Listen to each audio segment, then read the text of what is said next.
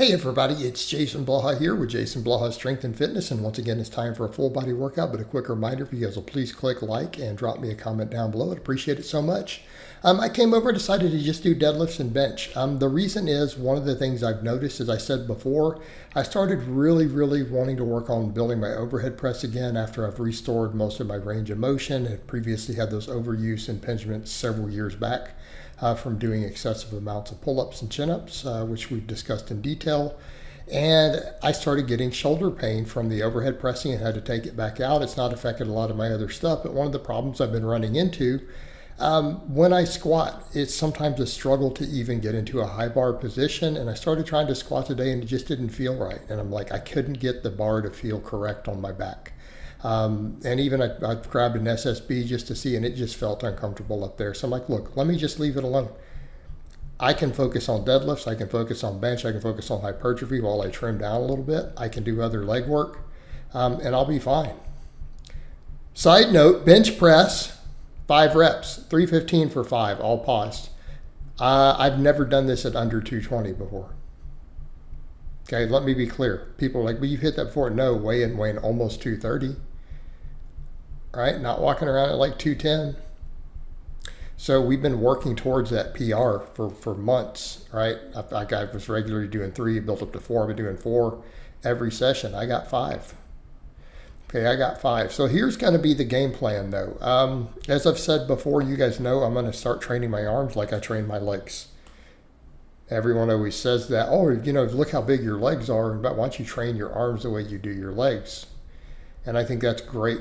Other than I don't want to quit doing curls. So I did do 1 set of curls because I just can't let go of arm isolation work, right? All the muscles I have that are dominant, I never, ever isolate. I never do high volume for. They just get big just from getting strong, doing big compounds, right? So I decided to take the same approach though, but I did do 1 set of curls to failure. So what I did here, because I know that this stuff builds my squats. So as my shoulders get fully recovered to where there's no inflammation, and I suspect I want to see what happens with my diet here as far as that doing it. Now that I went over and dropped my carbohydrates down to replace it with healthy fats for a bit, because I want to just drop the water around my waistline. It'll make me look leaner. When people were like, oh, you look so much better, that's what I was doing. But I want to see if it will reduce some of the shoulder inflammation a little bit because I've noticed I just can't get into certain positions. And I've noticed no matter what happens when I squat, when I look at different angles, my elbows are in a different angle no matter what I do. So I'm like, look, why don't I just chill? I can still deadlift to load the spine. I'll do some other leg work, and I'm just going to let my shoulders heal. I'm not going to try to do overhead pressing, and I'm just going to work on using laterals and stuff to build my shoulders. And I'm going to do the med ball throws, and I'm going to chill with it. So I went ahead and did my belt squats again. I did them super deep, ass to grass. So for me, that's a heavy weight. Those 8s were hard. I can progress from there.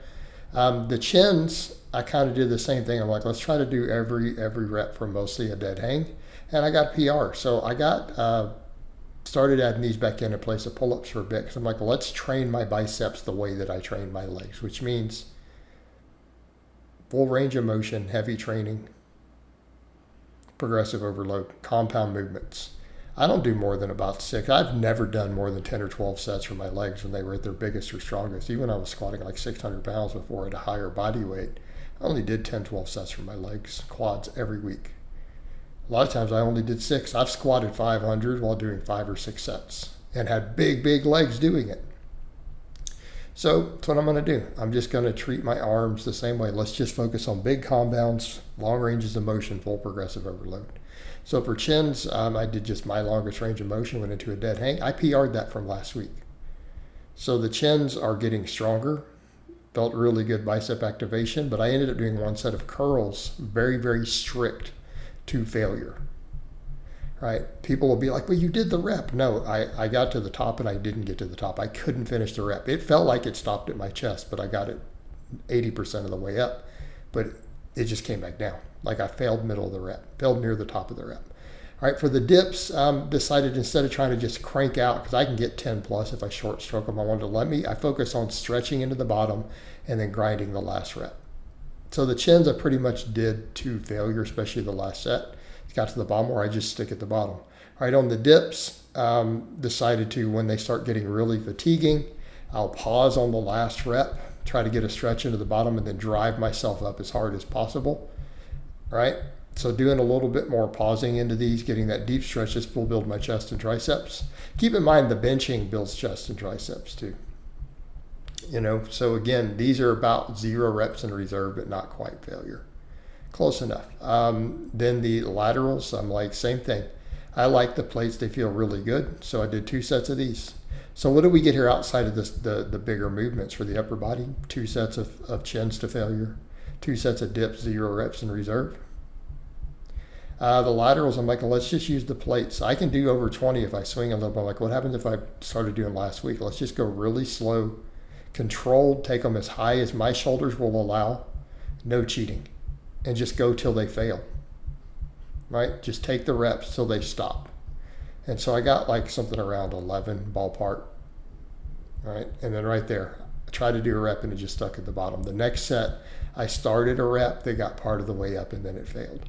So again, I feel like a little bit of the water has dropped off today, by the way. I don't know, you guys can assess it. Let me know if in the footage, the waistline is starting to, a little bit of the water. Yesterday was the first day of lower carbs.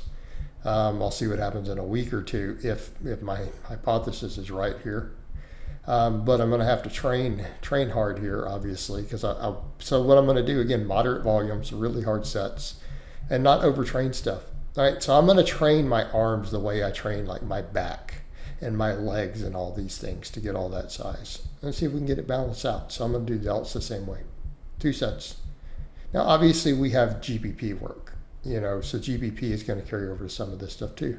But I did those, and I did 1 set of curls to failure. So I decided to grab a weight I could get more than 5 or 6 reps with, a little bit more.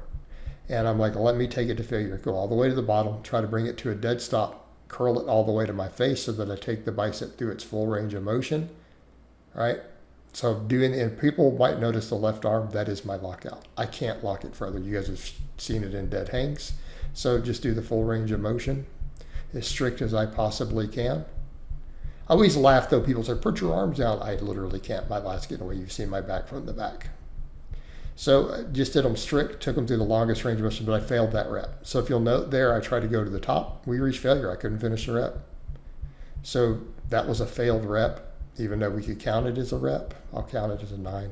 And then I did 1 set of the neck extensions just to make sure my neck gets trained, because I feel like getting my neck stronger and all that posture up there will help over time also with my shoulder health and just restoring everything in the shoulders. But for now, I'm trying to overhead press, didn't work. It's gotten to the point it's affecting my squatting. So I'm just going to leave it alone and let everything heal. And I'm just going to do other stuff like the throws and the lateral work and chin ups from a dead hang to build all of it. And I'm just going to let my shoulders heal up. So I hope it's been informative, and I'll talk to you guys and gals next time.